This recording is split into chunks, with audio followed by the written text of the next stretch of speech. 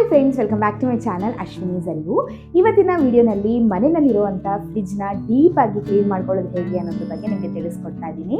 ಈಗಂತೂ ಪ್ರತಿಯೊಬ್ಬರ ಮನೇಲೂ ಕೂಡ ಫ್ರಿಜ್ಜು ಇದ್ದೇ ಇರುತ್ತೆ. ನಾವು ತಿನ್ನೋವಂಥ ಫುಡ್ ಆಗಿರಬಹುದು, ಫ್ರೂಟ್ಸು, ಮಿಲ್ಕ್, ವೆಜಿಟೇಬಲ್ಸ್ ಎಲ್ಲ ನಾವು ಫ್ರಿಜ್ಜಲ್ಲೇ ಸ್ಟೋರ್ ಮಾಡೋದ್ರಿಂದ ಫ್ರಿಜ್ನ ಮಂತ್ಲಿ ಒನ್ಸು ಡೀಪಾಗಿ ಕ್ಲೀನ್ ಮಾಡ್ಕೊಳ್ಳೋದು ತುಂಬಾ ಇಂಪಾರ್ಟೆಂಟ್ ಆಗುತ್ತೆ. ಸೊ ಆದ್ದರಿಂದ ಇವತ್ತು ನಾನು ನಮ್ಮ ಮನೆ ಫ್ರಿಜ್ನ ಡೀಪಾಗಿ ಕ್ಲೀನ್ ಮಾಡೋಣ ಅಂತ ಅಂದ್ಕೊಂಡಿದ್ದೀನಿ. ಹಾಗೆ ನಾನು ಫ್ರಿಜ್ನ ಕ್ಲೀನ್ ಮಾಡೋದಕ್ಕೆ ಯಾವೆಲ್ಲ ಸ್ಟೆಪ್ಸ್ಗಳನ್ನ ಫಾಲೋ ಮಾಡ್ತೀನೋ ಅದರ ಕಂಪ್ಲೀಟ್ ವಿಡಿಯೋನ ನಿಮ್ಮ ಜೊತೆನೂ ಕೂಡ ಶೇರ್ ಮಾಡ್ಕೊಳ್ಬೇಕು ಅನ್ನೋ ಕಾರಣಕ್ಕೆ ಈ ವಿಡಿಯೋನ ಸ್ಟಾರ್ಟ್ ಮಾಡಿದ್ದೀನಿ. ಓಕೆ ಫ್ರೆಂಡ್ಸ್, ಬನ್ನಿ ಈಗ ಫ್ರಿಜ್ ಕ್ಲೀನಿಂಗ್ನ ಸ್ಟಾರ್ಟ್ ಮಾಡ್ಕೊಳ್ಳೋಣ. ನಾನು ಫ್ರಿಜ್ನ ಡೀಪಾಗಿ ಕ್ಲೀನ್ ಮಾಡೋದಕ್ಕೆ ಫಸ್ಟು ಫಾಲೋ ಮಾಡುವಂಥ ಸ್ಟೆಪ್ ಏನು ಅಂತಂದರೆ ಫ್ರಿಜ್ನ ಫಸ್ಟು ಆಫ್ ಮಾಡ್ಕೊಳ್ಳೋದು.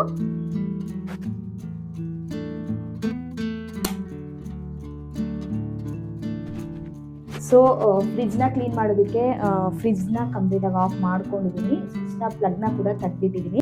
ಯಾವುದೇ ಕಾರಣಕ್ಕೂ ಫ್ರಿಜ್ನ ಕ್ಲೀನ್ ಮಾಡುವಂಥ ಟೈಮಲ್ಲಿ ಫ್ರಿಜ್ನ ಆನ್ ಇಟ್ಕೊಬೇಡಿ. ಕ್ಲೀನ್ ಮಾಡೋದಕ್ಕಿಂತ ಮುಂಚೆ ಫಸ್ಟು ಫ್ರಿಜ್ನ ಆಫ್ ಮಾಡ್ಕೊಳ್ಬೇಕಾಗತ್ತೆ. ಸೊ ಫ್ರಿಜ್ನ ಆಫ್ ಮಾಡಿದ್ದಾದಮೇಲೆ ನೆಕ್ಸ್ಟು ಇಲ್ಲಿರೋವಂಥ ಥಿಂಗ್ಸ್ನೆಲ್ಲ ನಾನು ಆಚೆ ಇಟ್ಕೊಳ್ಬೇಕು. ಆವಾಗಲೇ ನಾನು ಡೀಪಾಗಿ ಕ್ಲೀನ್ ಮಾಡ್ಕೊಳ್ಳೋದಕ್ಕಾಗೋದು. ಆ್ಯಕ್ಚುಲಿ ನನ್ನ ಫ್ರಿಜ್ಜು ಕ್ಲೀನ್ ಆ್ಯಂಡ್ ಆರ್ಗನೈಸ್ಡ್ ಆಗಿ ಇಟ್ಕೊಳ್ಳೋದಕ್ಕೆ ನಾನು ಫಾಲೋ ಮಾಡುವಂಥ ಸ್ಟೆಪ್ ಏನು ಅಂತಂದರೆ, ಪ್ರತಿ ಸಾರಿನೂ ಫ್ರೂಟ್ಸ್ ಆ್ಯಂಡ್ ವೆಜಿಟೇಬಲ್ಸ್ನ ಸ್ಟೋರ್ ಮಾಡೋದಕ್ಕಿಂತ ಮುಂಚೆ ಫಸ್ಟು ಫ್ರಿಜ್ನೆಲ್ಲ ಕಂಪ್ಲೀಟಾಗಿ ಒಂದು ಬಟ್ಟೆನಲ್ಲಿ ಒರೆಸ್ಕೊಂಡು ನಂತರ ಎಲ್ಲ ಥಿಂಗ್ಸ್ನ ನಾನು ಸ್ಟೋರ್ ಮಾಡ್ಕೊಳ್ತೀನಿ. ನೋಡಿ, ಫಸ್ಟು ಒಳಗಡೆ ಫ್ರಿಜ್ ಒಳಗಡೆ ಇದ್ದಂಥ ಥಿಂಗ್ಸ್ನೆಲ್ಲ ಆಚೆ ಇಟ್ಬಿಟ್ಟಿದ್ದೀನಿ. ಈಗ ನಿಮ್ಗೆ ಇನ್ನೊಂದ್ಸರಿ ತೋರಿಸ್ತೀನಿ ಎಷ್ಟು ಗಲೀಜಾಗಿದೆ ಅಂತ. ನೋಡಿ, ವೀಕ್ಲಿ ಒನ್ಸು ನೀಟಾಗಿ ಎಷ್ಟೇ ಒರೆಸ್ಕೊಂಡ್ರೂ ಕೂಡ ಫ್ರಿಜ್ಜಲ್ಲಿ ಈ ರೀತಿ ಗಲೀಜು ಆಗ್ತಾನೆ ಇರುತ್ತೆ. ಸೊ ಆದ್ದರಿಂದ ಮಂತ್ಲಿ ಒನ್ಸ್ ಅಥವಾ 2 months once fridge deep cleaning ತುಂಬಾ ಇಂಪಾರ್ಟೆಂಟ್ ಆಗುತ್ತೆ. ನೋಡ್ತಾ ಇರಬಹುದು, ಫ್ರೀಸರಲ್ಲಿ ಕೂಡ ತುಂಬಾ ಗಲೀಜಾಗ್ಬಿಟ್ಟಿದೆ. ಓಕೆ ಫ್ರೆಂಡ್ಸ್, ನೋಡಿದ್ರಲ್ಲ ಎಷ್ಟೆಲ್ಲ ಗಲೀಜಾಗಿದೆ ಅಂತ. ಇವಾಗ ಕ್ಲೀನ್ ಮಾಡೋದಕ್ಕಿಂತ ಮುಂಚೆ ಯಾವುದೆಲ್ಲ ರಿಮೂವ್ ಮಾಡೋದಕ್ಕೆ ಆಗುತ್ತೋ ಅದನ್ನೆಲ್ಲ ನಾನು ರಿಮೂವ್ ಮಾಡ್ಕೊಂಡ್ಬಿಡ್ತೀನಿ. ಫ್ರಿಜ್ನ ಯಾವಾಗಲೂ ಜಸ್ಟ್ ಒಂದು ಬಟ್ಟೆನಲ್ಲಿ ಒರೆಸ್ಕೊಂಡ್ರೆ ಕಂಪ್ಲೀಟಾಗಿ ಕ್ಲೀನ್ ಆಗೋದಿಲ್ಲ. ಈ ರೀತಿ ಮಂತ್ಲಿ ಒನ್ಸು ಫ್ರಿಜ್ನ ಡೀಪ್ ಕ್ಲೀನ್ ಮಾಡ್ಕೊಳ್ಬೇಕಾಗುತ್ತೆ. ಸೊ ಆದ್ದರಿಂದ ನಾನು ಎಲ್ಲ ಟ್ರೇ ಹಾಗೆ ಬಾಕ್ಸ್ಗಳನ್ನ ಆಚೆ ತೆಗೆದು ಹೊರಗಡೆನೆ ವಾಶ್ ಮಾಡ್ಕೊಂಡ್ಬಿಡ್ತೀನಿ. ಫ್ರಿಜ್ ಒಳಗಡೆ ಕ್ಲೀನ್ ಮಾಡೋದಕ್ಕೆ ನಾನು ಯಾವ ಸ್ಟೆಪ್ನ ಫಾಲೋ ಮಾಡ್ತೀನಿ ಅಂತ ನಿಮಗೆ ತೋರಿಸ್ಕೊಡ್ತೀನಿ. ಫ್ರಿಜ್ ಒಳಗಡೆ ಕ್ಲೀನ್ ಮಾಡೋದಕ್ಕೆ ನಾನು ಒಂದು ಬೌಲ್ ಒಳಗಡೆ ಆಲ್ಮೋಸ್ಟ್ ಒಂದು 2 ಗ್ಲಾಸಷ್ಟು ವಾಟರ್ನ ಹಾಕ್ಕೊಳ್ತೀನಿ. ಅದಕ್ಕೆ ಬೇಕಿಂಗ್ ಸೋಡಾ ಬರುತ್ತಲ್ಲ, ಅಡುಗೆ ಸೋಡಾ, ಅದನ್ನು 1 ಸ್ಪೂನಷ್ಟು ಹಾಕ್ಕೊಳ್ತಾ ಇದ್ದೀನಿ. ಅದಾದ ನಂತರ ಇದರೊಳಗಡೆ ಕ್ಲೀನಿಂಗ್ ವಿನಿಗರ್ ಅಂತಲೇ ನಿಮಗೆ ಹೊರಗಡೆ ಸ್ಟೋರ್ಗಳಲ್ಲಿ ಸಿಗುತ್ತೆ, ಅದನ್ನು ಆಲ್ಮೋಸ್ಟ್ ಒಂದು 1/4 ಕಪ್ಪಷ್ಟು ಹಾಕ್ಕೊಳ್ತೀನಿ.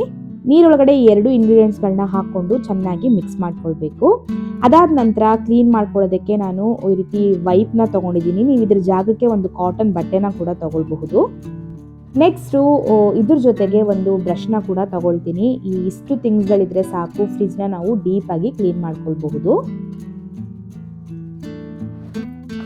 ಸೊ ಫಸ್ಟು ಒಳಗಡೆ ಇರುವಂಥ ಏನು ಎಕ್ಸ್ಟ್ರಾ ಡಸ್ಟ್ ಆಗಿರಬಹುದು ಅದನ್ನೆಲ್ಲ ನಾನು ಒರೆಸ್ಕೊಂಡು ಬಿಡ್ತೀನಿ ಒಂದು ಡ್ರೈ ವೈಪ್ನ ಯೂಸ್ ಮಾಡಿ. ಫಸ್ಟು ಮೇಲೆ ಕಾಣೋವಂಥ ಎಲ್ಲ ಡಸ್ಟ್ನು ರಿಮೂವ್ ಮಾಡ್ಕೊಂಡ್ಬಿಟ್ರೆ ನೆಕ್ಸ್ಟು ವೆಟ್ ವೈಪಿಂದ ನೀಟಾಗಿ ಒರೆಸ್ಕೊಳ್ಳೋದಕ್ಕೆ ಈಸಿ ಆಗುತ್ತೆ. ಸೊ ಏನೇನು ಡ್ರೈ ವೇಸ್ಟ್ ಇದೆಯೋ ಅದನ್ನೆಲ್ಲ ನಾನು ಕ್ಲೀನ್ ಮಾಡ್ಕೊಳ್ತಾ ಇದ್ದೀನಿ. ಸೊ ಒಳಗಡೆ ಇರುವಂಥ ಡಸ್ಟ್ನೆಲ್ಲ ರಿಮೂವ್ ಮಾಡಿದ್ದಾದ್ಮೇಲೆ ನೆಕ್ಸ್ಟು ನಾವು ಮಾಡ್ಕೊಂಡಿದ್ವಲ್ಲ ವಾಟರು, ಅದರೊಳಗಡೆ ವೈಪ್ಸ್ನ ಹಾಕಿ ನಾನು ಹಿಂಡ್ಕೊಳ್ತೀನಿ. ವಾಟರಲ್ಲಿ ವೆಟ್ ಮಾಡಿರೋವಂಥ ಕ್ಲಾತ್ನ ಈಗ ಯೂಸ್ ಮಾಡಿಕೊಂಡು ಫ್ರಿಜ್ ಒಳಗಡೆ ಎಲ್ಲ ಕ್ಲೀನ್ ಮಾಡ್ಕೊಳ್ತೀನಿ. ನಾನಿಲ್ಲಿ ಫ್ರಿಜ್ ಒಳಗಡೆ ಕ್ಲೀನ್ ಮಾಡ್ಕೊಳ್ಳೋದಕ್ಕೆ ನೀರೊಳಗಡೆ ವಿನಿಗರ್ ಹಾಗೆ ಬೇಕಿಂಗ್ ಸೋಡಾನ ಯೂಸ್ ಮಾಡ್ಕೊಂಡಿದ್ದೆ. ಬೇಕಿಂಗ್ ಸೋಡಾ ಹಾಗೆ ವಿನಿಗರ್ ಮಿಕ್ಸ್ ಆಗಿರುವಂಥ ವಾಟರ್ನ ಯೂಸ್ ಮಾಡಿಕೊಂಡು ಫ್ರಿಜ್ನ ಕ್ಲೀನ್ ಮಾಡೋದ್ರಿಂದ ಫ್ರಿಜ್ ಒಳಗಡೆ ಕ್ರಿಯೇಟ್ ಆಗುವಂಥ ಬ್ಯಾಡ್ ಸ್ಮೆಲ್ನ ನಾವು ದೂರ ಮಾಡಬಹುದು. ಫ್ರಿಜ್ನ ನೋಡಿದಾಗ ಡೀಪ್ ಕ್ಲೀನ್ ಬೇಡ ಅಂತ ಅನಿಸುತ್ತೆ, ಬಟ್ ನೋಡ್ತಾ ಇರಬಹುದು ಎಷ್ಟೇ ಕ್ಲೀನಾಗಿ ಮುಂದೆ ಕಾಣಿಸಿದ್ರು ಕೂಡ ಒಳಗಡೆ ಎಲ್ಲ ಎಷ್ಟು ಡಸ್ಟು ಅಬ್ಸರ್ವ್ ಆಗಿರುತ್ತೆ. ಸೊ ಆದ್ದರಿಂದ ಮಿಸ್ ಮಾಡದೆ ನಾವು ಫ್ರಿಜ್ನ ಅವಾಗವಾಗ ಡೀಪ್ ಕ್ಲೀನ್ ಮಾಡ್ಕೊಳ್ಬೇಕಾಗತ್ತೆ. ನೋಡಿ, ಇಲ್ಲೂ ಕೂಡ ಕಾಣಿಸ್ತಾ ಇದೆ ಅಂತ ಅಂದ್ಕೊಳ್ತೀನಿ. ಆ ಡೋರ್ದು ರಬ್ಬರ್ ಬರುತ್ತಲ್ಲ, ಅಲ್ಲೆಲ್ಲ ಡಸ್ಟು ಅಬ್ಸರ್ವ್ ಆಗಿರುತ್ತೆ. ನಾವು ಡೈಲಿ ವೀಕ್ಲಿ ಒನ್ಸು ಕ್ಲೀನ್ ಮಾಡ್ಕೊಂಡಾಗ ಜಸ್ಟು ಟ್ರೇ ಮೇಲೆ ಅಥವಾ ಬಾಕ್ಸ್ ಮೇಲೆ ವೆಟ್ ವೈಪ್ನ ಯೂಸ್ ಮಾಡಿ ಜಸ್ಟ್ ಒರೆಸ್ಕೊತೀವಿ ಅಷ್ಟೇ. ಬಟ್ ಇಲ್ಲೆಲ್ಲ ನಾವು ಎವ್ರಿ ವೀಕು ಕ್ಲೀನ್ ಮಾಡ್ಕೊಳ್ಳೋದಕ್ಕಾಗೋದಿಲ್ಲ. ಸೊ ಈ ರೀತಿ ಮಂತ್ಲಿ ಒನ್ಸ್ ಅಥವಾ 2 months ಒನ್ಸು ಈ ರೀತಿ ಕಂಪ್ಲೀಟಾಗಿ ಫ್ರಿಜ್ನ ಡೀಪ್ ಕ್ಲೀನ್ ಮಾಡಿಬಿಟ್ರೆ ಫ್ರಿಜ್ಜು ತುಂಬ ಕ್ಲೀನಾಗಿ ಇರುತ್ತೆ. ರಬ್ಬರ್ ಒಳಗಡೆ ಎಲ್ಲ ಸಣ್ಣ ಸಣ್ಣ ಡಸ್ಟು ಅಬ್ಸರ್ವ್ ಆಗಿರುತ್ತೆ. ಅದು ಬಟ್ಟೆನಲ್ಲಿ ನೀಟಾಗಿ ಕ್ಲೀನ್ ಆಗಿಲ್ಲ ಅಂತಂದರೆ ಬ್ರಷ್ನ ಯೂಸ್ ಮಾಡಿಕೊಂಡು ನೀಟಾಗಿ ಕ್ಲೀನ್ ಮಾಡ್ಕೊಳ್ಬಹುದು.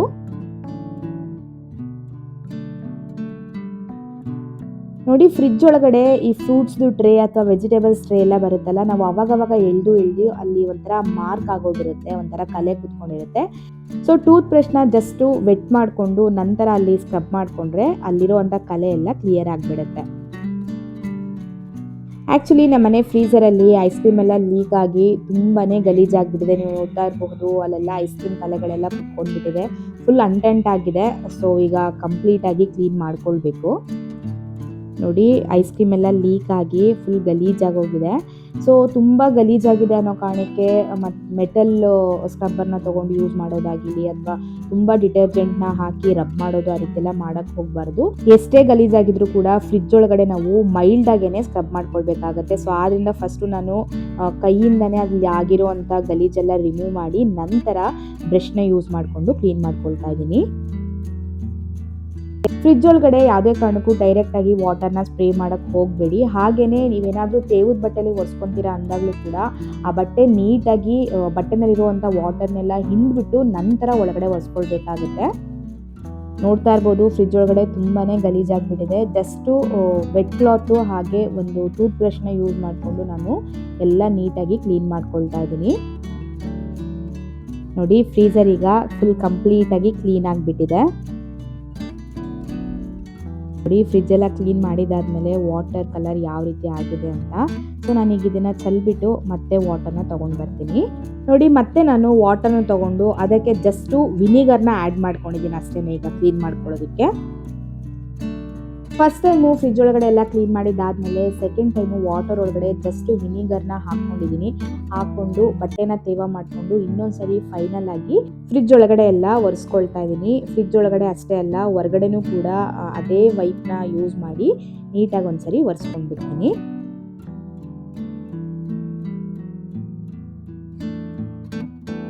ನೆಕ್ಸ್ಟು ಫ್ರಿಡ್ಜ್ ಒಳಗಡೆ ಇದ್ದಂತಹ ಟ್ರೇ ಮತ್ತು ಬಾಕ್ಸ್ಗಳನ್ನ ಸ್ಕ್ರಬ್ಬರ್ನ ಹಾಕಿ ನೀಟಾಗಿ ವಾಶ್ ಮಾಡ್ಕೊಳ್ತೀನಿ. ಇದನ್ನು ವಾಶ್ ಮಾಡೋದಕ್ಕೆ ನಾನು ಡಿಶ್ ವಾಶ್ನ ಯೂಸ್ ಮಾಡ್ಕೊಳ್ತಾ ಇದ್ದೀನಿ. ಎವ್ರಿ ವೀಕು ಜಸ್ಟು ಬಟ್ಟೆಲಿ ಒರೆಸ್ಕೊಳ್ತಾ ಇರ್ತೀವಿ. ಸೊ ಅದರೊಳಗಡೆ ಇರೋವಂಥ ಸ್ಮೆಲ್ ಆಗಿರಬಹುದು ಅಥವಾ ಕಲೆಗಳಾಗಿರೋದು ನೀಟಾಗಿ ಕ್ಲೀನ್ ಆಗಿರೋದಿಲ್ಲ. ಸೊ ಆದ್ದರಿಂದ ಈ ರೀತಿ ಮಂತ್ಲಿ ಒನ್ಸ್ ಅಥವಾ 2 ಮಂತ್ಸ್ ಒನ್ಸು ಫ್ರಿಡ್ಜ್ ಒಳಗಡೆ ಇರುವಂಥ ಟ್ರೇ ಬಾಕ್ಸ್ಗಳನ್ನೆಲ್ಲ ಆಚೆ ತೆಗೆದು ಡಿಶ್ ವಾಶ್ನ ಯೂಸ್ ಮಾಡಿ ಸ್ಕ್ರಬ್ ಮಾಡ್ಕೊಳ್ಳೋದ್ರಿಂದ ಒಳಗಡೆ ಇರುವಂಥ ಬ್ಯಾಡ್ ಸ್ಮೆಲ್ ಆಗಿರಬಹುದು ಅಥವಾ ಕಲೆಗಳಾಗಿರಬಹುದು ನೀಟಾಗಿ ಕ್ಲೀನ್ ಆಗುತ್ತೆ.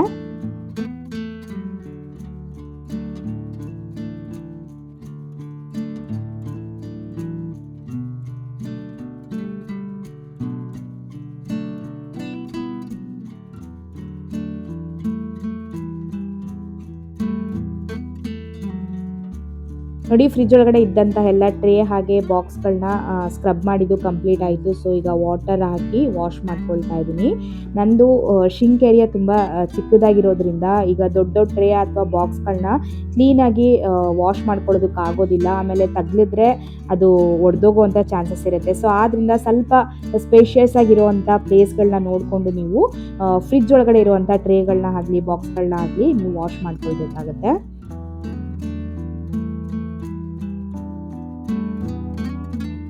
ನೆಕ್ಸ್ಟು ಈ ರೀತಿ ಒಂದು ಕಾಟನ್ ಟವಲ್ನ ತೊಗೊಂಡಿದ್ದೀನಿ. ನೀರು ಚೆನ್ನಾಗಿ ಅಬ್ಸರ್ವ್ ಆಗೋವಂಥ ಟವಲ್ ತೊಗೊಳ್ಬೇಕಾಗತ್ತೆ. ಅದನ್ನು ತೊಗೊಂಡು ವಾಶ್ ಮಾಡ್ಕೊಂಡಿರುವಂಥ ಎಲ್ಲ ಟ್ರೇ ಹಾಗೆ ಬಾಕ್ಸ್ಗಳನ್ನ ನೀರು ಇಲ್ಲದೇ ಇರೋ ರೀತಿ ನೀಟಾಗಿ ಒರೆಸ್ಕೊಳ್ಬೇಕು. ಈಗ ನಾವು ರಿಮೂವ್ ಮಾಡಿರುವಂಥ ಟ್ರೇ ಮತ್ತು ಬಾಕ್ಸ್ಗಳೆಲ್ಲ ಫ್ರಿಡ್ಜ್ ಒಳಗಡೆ ಮತ್ತೆ ಫಿಕ್ಸ್ ಮಾಡುವಂಥ ಟೈಮಲ್ಲಿ ಕಂಪ್ಲೀಟಾಗಿ ಡ್ರೈ ಆಗಿರಬೇಕು. ತೇವ ಇದ್ದಂಗೆ ನಾವು ಈ ಬಾಕ್ಸ್ ಮತ್ತು ಟ್ರೇಗಳನ್ನ ಫ್ರಿಡ್ಜ್ ಒಳಗಡೆ ಫಿಕ್ಸ್ ಮಾಡ್ಕೊಳ್ಳೋಕೆ ಹೋಗಬಾರ್ದು. ಸೊ ಅದಕ್ಕೆ ನಾನು ವಾಟರ್ ಚೆನ್ನಾಗಿ ಅಬ್ಸರ್ವ್ ಮಾಡುವಂಥ ಒಂದು ಟವಲ್ನ ತೊಗೊಂಡು ಎಲ್ಲ ಬಾಕ್ಸ್ಗಳು ಹಾಗೆ ಟ್ರೇನ ಒರೆಸ್ಕೊತಾ ಇದ್ದೀನಿ.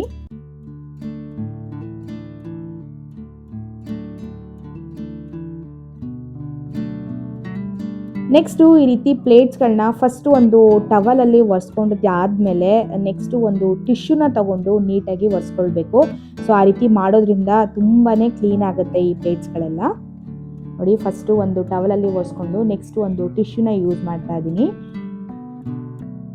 ನೋಡಿ ಎಷ್ಟು ಚೆನ್ನಾಗಾಗಿದೆ ಅಂತ, ತುಂಬಾ ನೀಟಾಗಿ ಕ್ಲೀನ್ ಆಗುತ್ತೆ. ಫ್ರಿಡ್ಜೆಲ್ಲ ಇವಾಗ ಕ್ಲೀನ್ ಮಾಡಿದ್ದಾಗಿದೆ. ಹಾಗೆ ಒಳಗಡೆ ಇದ್ದಂತಹ ಟ್ರೇಗಳು ಬಾಕ್ಸ್ನ ಕೂಡ ವಾಶ್ ಮಾಡಿ ನೀಟಾಗಿ ಒರೆಸಿಟ್ಕೊಂಡಿದ್ದೀನಿ. ಈಗ ಅದನ್ನೆಲ್ಲ ಫಿಕ್ಸ್ ಮಾಡ್ಕೊಂಡ್ಬಿಡೋಣ.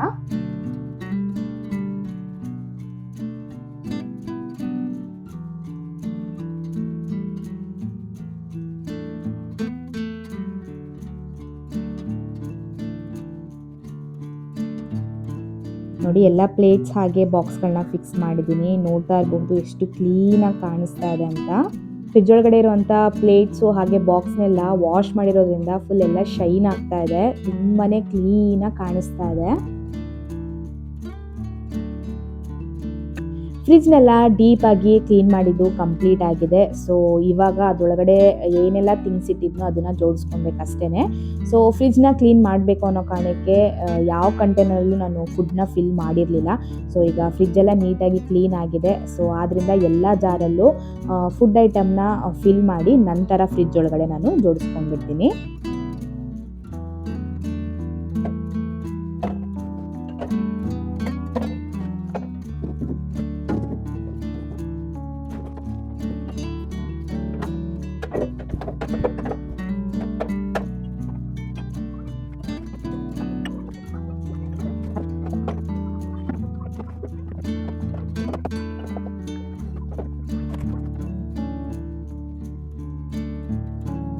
ಫಸ್ಟು ಫ್ರಿಡ್ಜ್ ಡೋರಲ್ಲಿ ಏನಿಡಬೇಕು ಅದನ್ನೆಲ್ಲ ಇಟ್ಕೊಂಡು ನಂತರ ವೆಜಿಟೇಬಲ್ಸ್ ಹಾಗೆ ಫ್ರೂಟ್ಸ್ಗಳನ್ನ ನೀಟಾಗಿ ಜೋಡಿಸ್ಕೊಳ್ತಾ ಇದ್ದೀನಿ.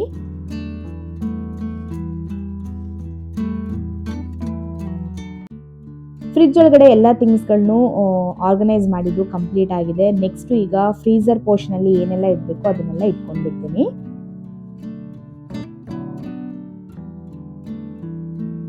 ಓಕೆ ಫ್ರೆಂಡ್ಸ್, ನಾನು ಡೀಪಾಗಿ ಫ್ರಿಜ್ನೆಲ್ಲ ಕ್ಲೀನ್ ಮಾಡಿದ್ದು ಕಂಪ್ಲೀಟ್ ಆಗಿದೆ. ಸೊ ಇವಾಗ ಫ್ರಿಜ್ನ ಆನ್ ಮಾಡಿ ಫೈನಲ್ ಲುಕ್ ಯಾವ ರೀತಿ ಬಂದಿದೆ ಅಂತ ನಿಮಗೆ ತೋರಿಸ್ಕೊಡ್ತೀನಿ.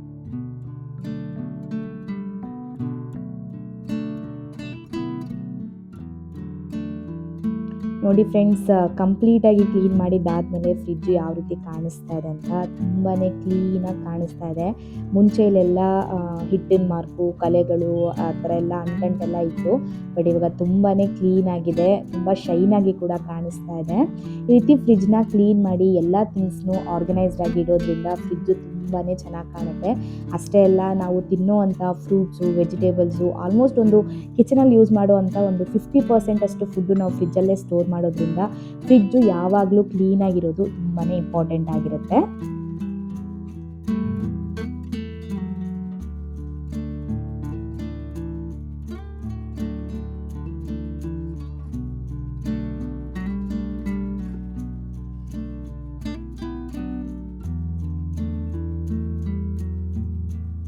ಫ್ರಿಜ್ನ ಕಂಪ್ಲೀಟಾಗಿ ಡೀಪ್ ಕ್ಲೀನ್ ಮಾಡಿದ್ದಾದಮೇಲೆ ಫ್ರಿಜ್ ಒಳಗಡೆ ಅಷ್ಟೇ ಅಲ್ಲ, ಫ್ರಿಜ್ ಹೊರಗಡೆನೂ ಕೂಡ ತುಂಬ ನೀಟಾಗಿ ಕ್ಲೀನ್ ಆಗಿದೆ.